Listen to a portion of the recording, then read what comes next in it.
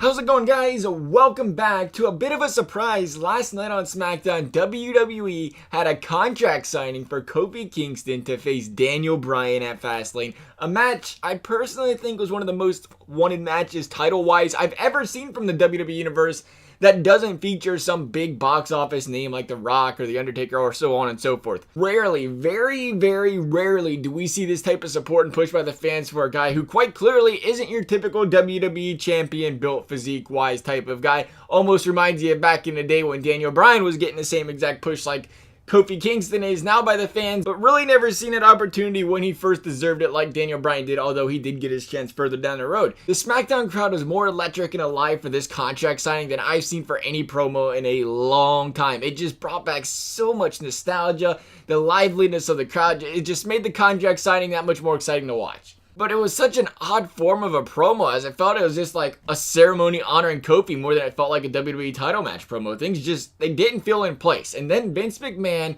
interrupts the signing and does what Vince does and pisses off the fans and tells us that Kofi's being replaced for the WWE Championship by none other than the return of Kevin Owens. I'm happy to see Kevin back. I'm happy to see him on SmackDown. I'm happy to see him getting the chance. But here's my problem with Kevin Owens getting this title shot over Kofi Kingston. My biggest problem with Kofi being in the match was there wasn't really no build. There was no angle. There's no storyline. It didn't really make sense from a rivalry perspective to have them fight.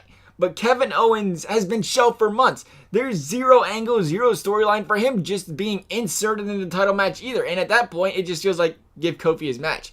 It almost feels like you screwed Kofi at this point. At least if you had like an AJ Styles or a rivalry Daniel Bryan's had before built up, it's like, all right, I get it. That makes sense. This will go down in history as one of those moments where you look back at what CM Punk said about Vince not using over talent when he should as a prime example. It's Fastlane. The title wasn't changing hands. Let's be completely honest here. I think we all can draw that conclusion. There's about a 90% chance that title don't change hands.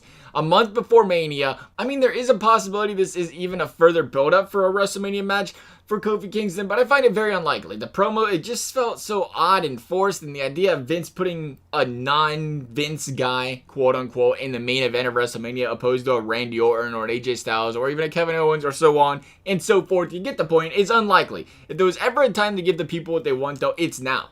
Kofi and Daniel have the steal to show potential. But then again, it doesn't take much to have a better wrestling match than anything Brock Lesnar's in. Not the point. Otherwise, though, guys, I would like to hear what you guys are thinking about this Kofi situation. I hope you guys enjoyed the video. Thank you guys for watching. We'll see you next time.